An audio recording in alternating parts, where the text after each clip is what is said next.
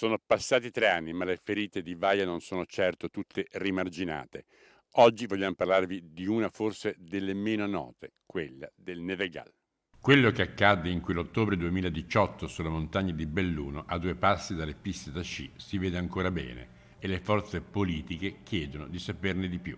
Finalmente, dopo 3 anni dalla tempesta Vaia, per la prima volta su nostra istanza di Fratelli d'Italia abbiamo voluto approfondire il tema, anche sollecitati da molti cittadini, pure residenti in Evegal, che non sapevano lo stato dell'arte. Adesso almeno abbiamo le idee più chiare, ma questo è soltanto un punto di partenza, perché comunque, stante la prosecuzione dei lavori, dovremo vigilare molto attentamente. Tanti tronchi sono stati rimossi, tanti ceppi sono ancora lì.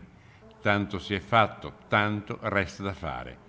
In mezzo ci sono i tempi di esecuzione e cifre su cui dall'opposizione si chiedono chiarimenti. Che ricavo ha ottenuto il Comune affidando la gestione di questa partita a una ditta altoatesina? E c'è una differenza tra lo stimato iniziale 625.000 euro e l'incassato effettivo ad oggi di circa 200.000 euro, cioè il Comune adesso ha introitato o sta per introitare 425.425 euro. C'è una differenza significativa. Per fortuna questi denari, così ci è stato risposto, verranno utilizzati per il ripristino dell'area, per la salvaguardia ambientale.